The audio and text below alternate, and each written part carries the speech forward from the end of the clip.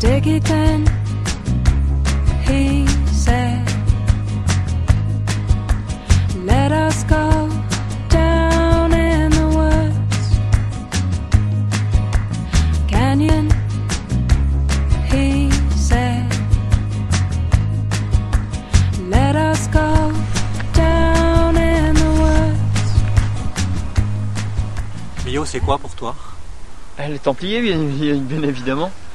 Je pense que j'avais traversé Millau tous les ans pour éventuellement descendre à Montpellier, même peut-être jeune, hein, il n'y avait peut-être pas le viaduc encore.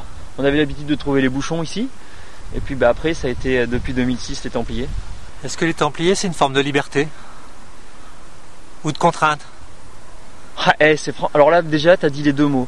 Bah, la liberté, oui, parce que j'associerais la liberté au plaisir de courir, se sentir libre de dévaler dans des chemins, de découvrir des nouveaux endroits.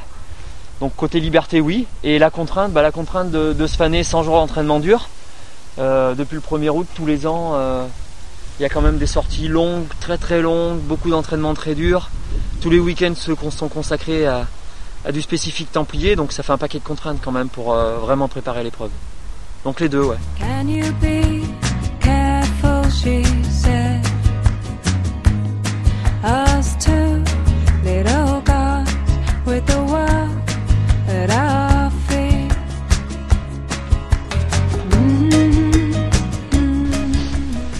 Quand on est à 200 mètres de la ligne d'arrivée, à quoi on pense? J'aimerais bien être celui qui l'a franchi, pas pour les honneurs, pour le plaisir d'avoir remporté une deuxième fois l'épreuve. Je crois que j'oublie pas ces moments du jour où j'ai eu la joie de le faire moi. Et je souhaite à plein de coureurs d'avoir cette joie, de ressentir la joie de pouvoir gagner les Templiers. Si c'est des gens qui peuvent le porter dans leur cœur autant que moi je l'ai porté, ou l'importance que ça a été pour moi, c'est quelque chose d'énorme, hein. C'est pour ça qu'on se prépare autant pour essayer de gagner cette épreuve.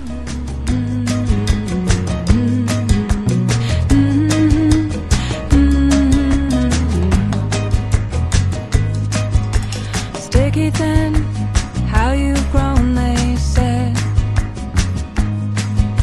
You'll never fit in your long white dress. Et les copains qui en finissent, ça y est. Putain, mais il y a toujours quelqu'un qui court sur ces sentiers.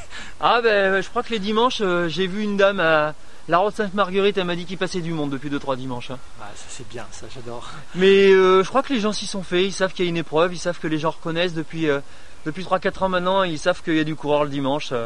Certainement que des fois ils doivent questionner pour savoir chercher leur chemin aussi. Mais ouais, les gens des environs savent qu'il y a une course à la fin du mois d'octobre. Là, tu as encadré un petit groupe de copains. Ouais. Qu'est-ce que tu leur as dit et qu'est-ce que tu vas leur dire? Parce qu'ils sont pas tous aguerris, je crois. Il y en a certains qui n'ont jamais fait de trail, carrément. Philippe Propage les entraîne depuis un petit mois. Et puis c'est vrai que moi, pour bosser avec eux chez Kalenji aujourd'hui, je les soutiens moralement le plus possible. J'essaye de regarder avec leurs petits bobos. Et puis je leur avais beaucoup parlé du stage que j'organise depuis des années. Donc un stage, le but c'est juste d'être là entre copains. Là maintenant qu'on a fait notre sortie de 6 heures, nous attend faire chauffer la purée, les saucisses et puis manger tous ensemble devant les chalets sur l'herbe. C'est ça un petit peu aussi la course à pied, le trail, passer des bons moments en courant, chacun à son allure, chacun à son niveau, mettre à la portée de chacun de pouvoir faire sa reconnaissance à son allure. Et puis maintenant, avant de nous séparer aujourd'hui, 3e jour du stage, eux ils vont descendre sur Montpellier, prendre un avion pour monter sur l'île.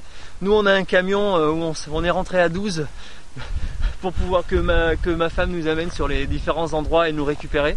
On va manger on va casser la croûte ensemble avant de partir. Si j'ai bien compris, purée, saucisse, c'est le repas des Templiers?